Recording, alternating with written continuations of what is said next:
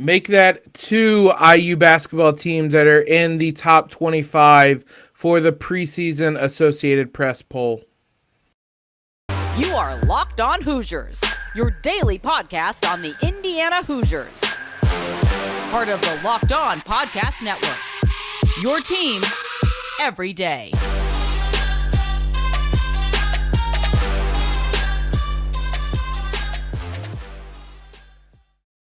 What is up, everybody? It is Wednesday, October 19th. This is Locked On Hoosiers, your one and only daily one-stop shop for everything IU athletics. I'm your host, as always, Jacob Brood.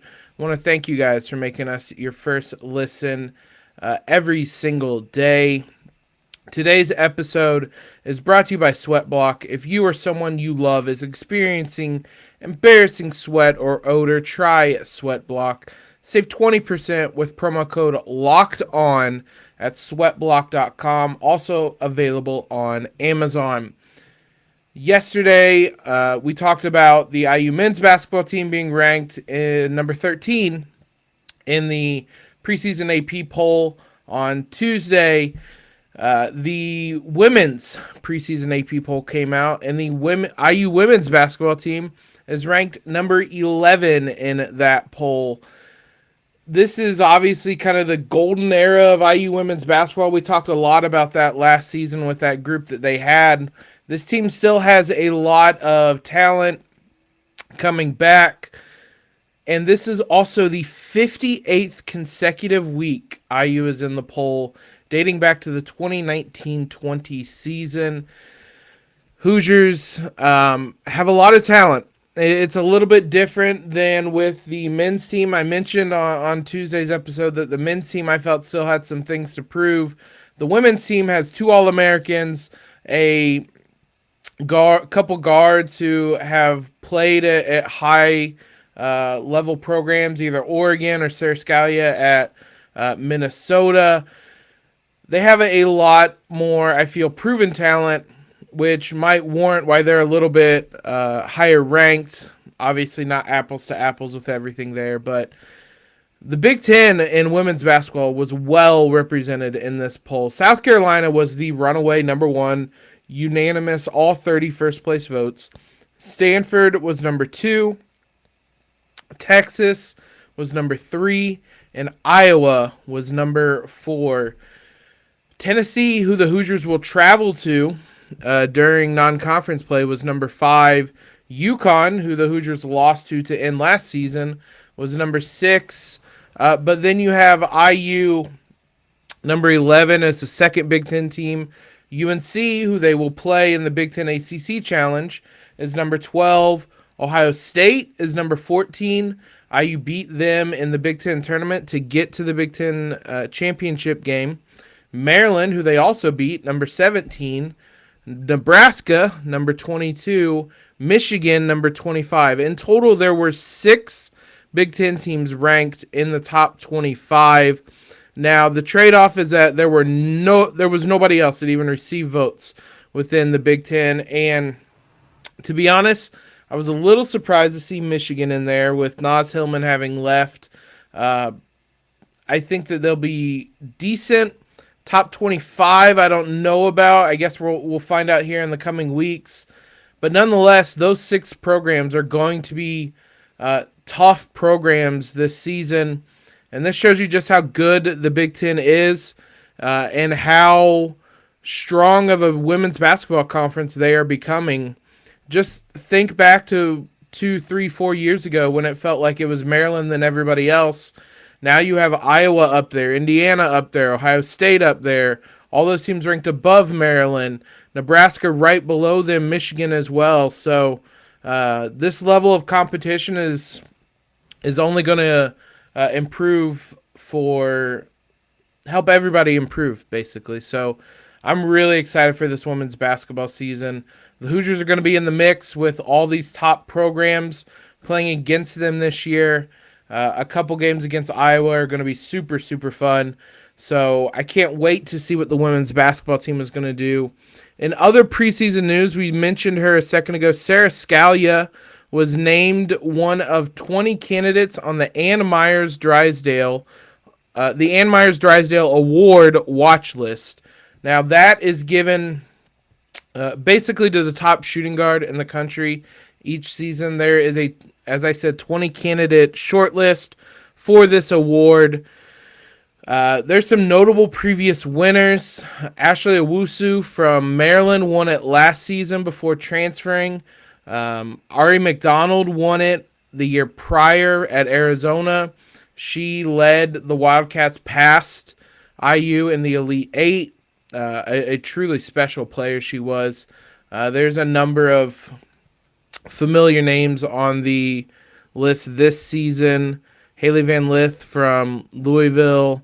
A number of Big Ten players and candidates on this list. I'm assuming, based on the fact that she's not on this list, that Grace Berger is considered a point guard because you look, Leah Brown is on this list from Michigan, Jazz Shelley from Nebraska, and as we mentioned, Haley Van Lith and Jordan Horston from Tennessee was the other one I wanted to point out, as the Hoosiers will see her this season. So a lot of talent on that list, and Scalia among them. And you know what? Let's take a look and preview Sara Scalia's season with the Hoosiers. A big get in the transfer portal, one that I don't think anybody expected for the Hoosiers to really land, but someone that I think is really going to change the dynamic of this IU team and could really lift the ceiling on what this Hoosier team could be. Before we dive into any of that, though, let's talk about today's sponsor, Sweat Block. Look, sweat is not something fun to talk about. There are a lot of people, though, who have embarrassing stories related to sweat.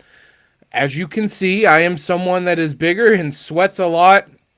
I was at a wedding this weekend, walking around downtown Philly from ceremony to reception, trying not to sweat up a storm.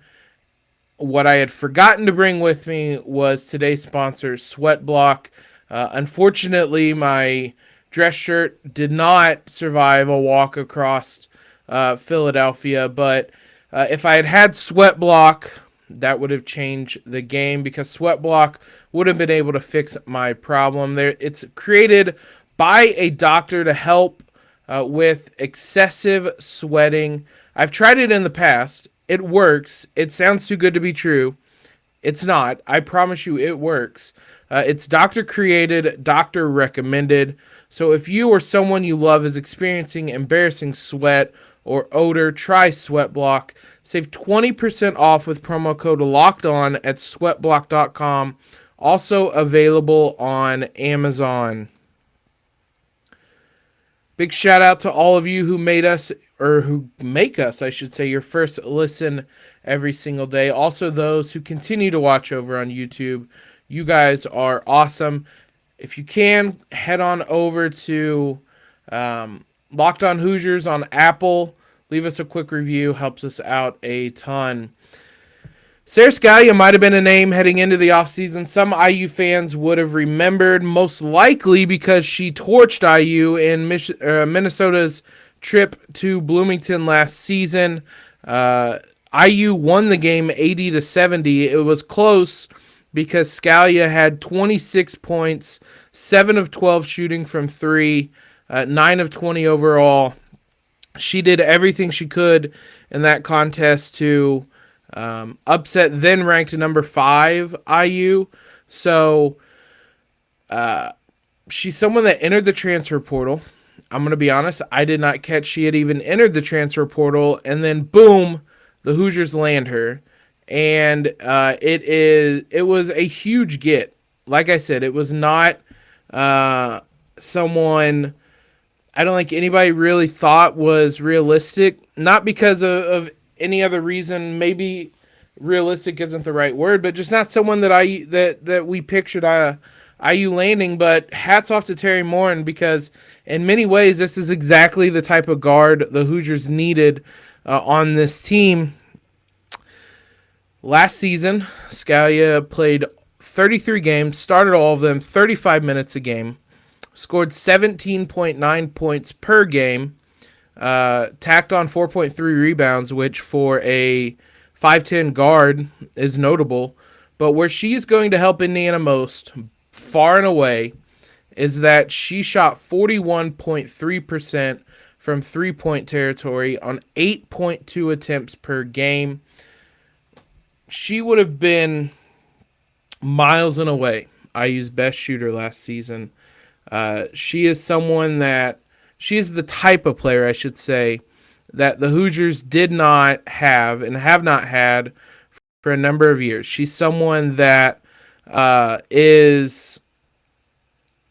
defenses are going to have to acknowledge her as a 3-point shooter, and basically they're gonna have to close out hard on her. They're gonna have to know where she is at all times. I mean, this is someone last season that was all Big Ten second team. She's going to be on the scouting report. This isn't like last year where you had shooters like Allie Patberg and Nicole Cardano-Hillary, who at times were knockdown shooters and had streaky performances, and defenses kind of knew where they were, but you could take a risk not defending them. Scalia, 41.3% is quite something. Like, you're not going to take the risk leaving her open with that percentage, and that changes how teams are going to defend IU, and that changes how IU can attack things. 3-point shooting just hasn't been something that they've had, which can make things difficult when you're looking at someone like Mackenzie Holmes and how much space she has to work around the rim, or even Grace Berger and the driving lane she has or hasn't had at times. So adding someone like Scalia, who is going to command the respect of the defense, command the attention of the defense, is going to open things up for Indiana.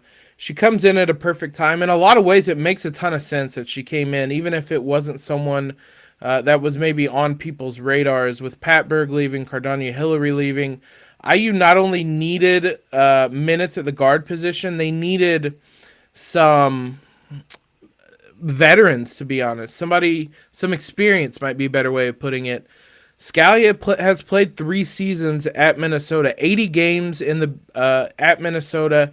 78 of those she started. She's a career 38% 3-point shooter.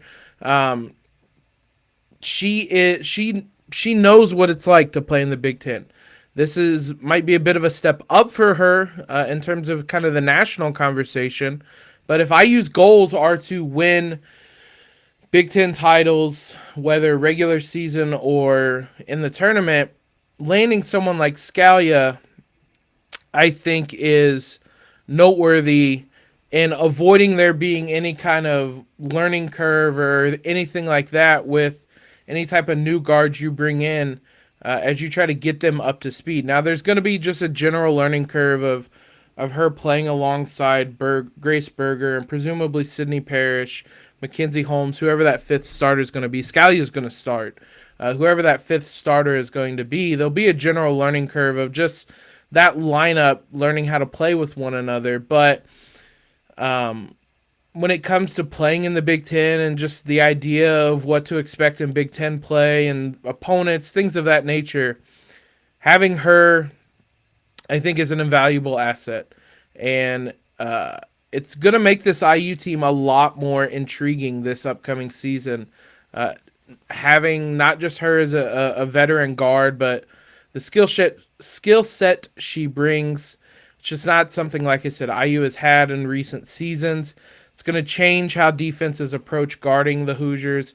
Last season, at times, defenses just kind of dared IU to outscore or to shoot from deep. Maybe not necessarily outscore them, but beat them from deep.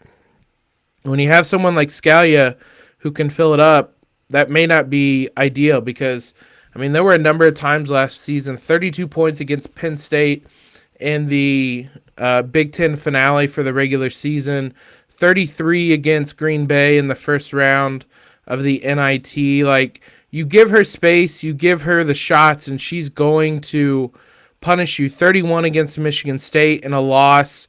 She was 7 of 13 from 3 in that one. 37 against Ohio in a 99-93 win. early in the season in non-conference play. Like, this is someone who has bona fide scoring credentials and is coming to the Hoosiers to be a great complementary piece to Grace Berger and Mackenzie Holmes. It's going to make life a lot easier on them. They're going to make life a lot easier on her with both of their ability to just command attention. Defenses are still going to regard Berger and Holmes as the number one options, number two options. Scalia was the number one option last season, so it's going to be more openings for her. Hopefully she'll be able to take advantage of. Might be a little bit of a different role for her. Maybe her three-pointers are going to come in different ways, as maybe more spot-ups or open looks like that. But I think there could be big things in store for her and for the Hoosiers this upcoming season.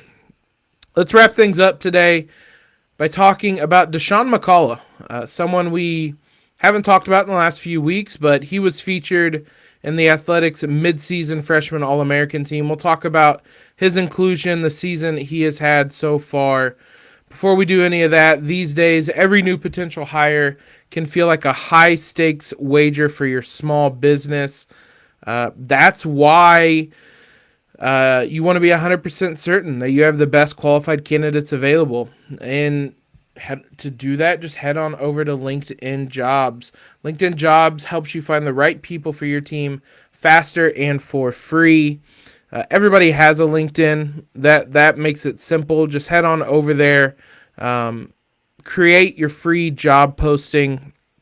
Once you do that, you add the job and the purple hiring frame to your LinkedIn profile to spread the word that you're hiring. Simple tools like screening questions make it easy to focus on candidates with just the right skills and experience, so you can quickly prioritize who you'd like to interview and hire. It's why small businesses rate LinkedIn Jobs number one in delivering quality hires versus leading competitors. LinkedIn Jobs helps you find the qualified candidates you want to talk to faster. Post your job for free at linkedin.com/lockedoncollege. That's linkedin.com/lockedoncollege to post your job for free. Terms and conditions apply. Deshaun McCullough was someone we talked about early in the season. He was blowing everybody away, just how good he looked. It's almost gone under the radar, basically, that he has continued that level of play. Maybe not the flashy plays. The sacks may not be as plentiful in Big Ten play as they were in non-conference play at times, but he's still an impactful player, which as a true freshman is very rare. Like, that's just not something that happens on a regular basis. The end result is that he found himself on Tuesday on the Athletics midseason freshman All-American team put together by Max Olson. It was simply an 11-man offense, an 11-man defense, and a number of three special teams players. So for McCullough to find his way onto this national list is noteworthy. Here's what Olson had to say about McCullough. McCullough, top 100 recruit, flipped from Ohio State to play with his brothers and became the highest-ranked signee in Hoosier history. That's a lot to live up to, but McCullough is off to an impressive start. The explosive 6'5", 230-pounder has been really productive as an edge defender and is showing he can line up all over. I guess predominantly he's been an edge rusher, but he's listed as a linebacker. So that kind of tells you what his role is. It's not like IU's playing a 3-4 defense. He's lined up all over the place and made that impact. In 7 games, he has 28 tackles, 17 solo, 11 assisted, 5 tackles for loss, 4 of those sacks.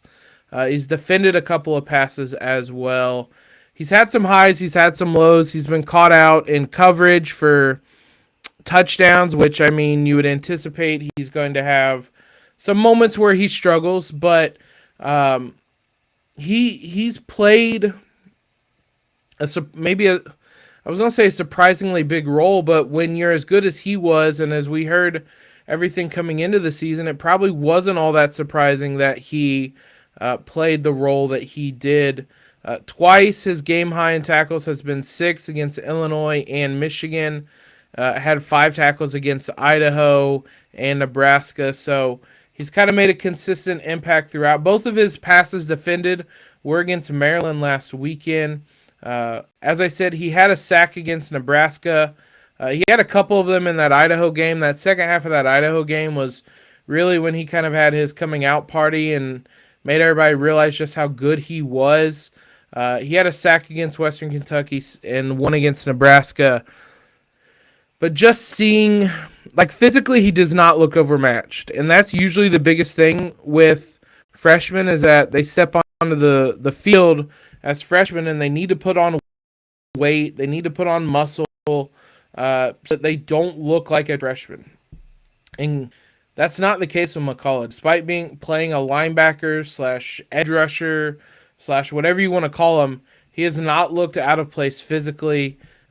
He is someone that I don't want to say is fit in seamlessly, but he just doesn't look out of place when he's out there, which, again, it's hard to overstate. This isn't obviously like basketball where freshmen can be one and done and shape how the team plays. That's not how things go with true freshmen in college football in most situations. So for him to step out onto the field and make that level of impact is really special. There were a couple names that might be familiar for Big Ten fans. Roman Hemby may be top among them. He was listed as on the first team all offense as a kind of a playmaker, basically, a flex position. He's rushed for 502 yards and 4 touchdowns. Played really well against the Hoosiers. Really frustrating how well he played defensively. There's some guys the Hoosiers have played or will play. Dante Corleone from Cincinnati is on here on the defensive line. Gabe Jacques from Illinois. Jayshawn Barham from Maryland. 3 of the 4 linebackers are from the Big Ten with McCullough as well.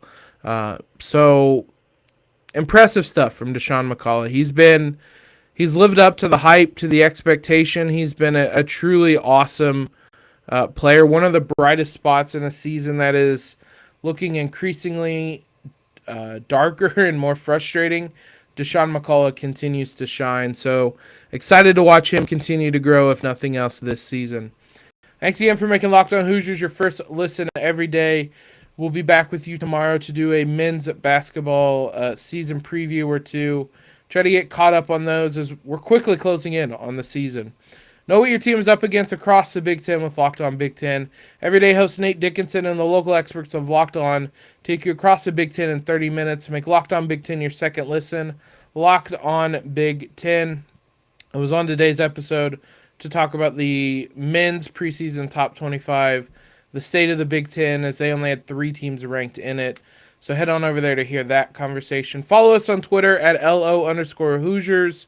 Subscribe to the podcast. Leave a quick rating and review. You guys know all this stuff. Most importantly, hope you get through hump day well. And as always, LEO.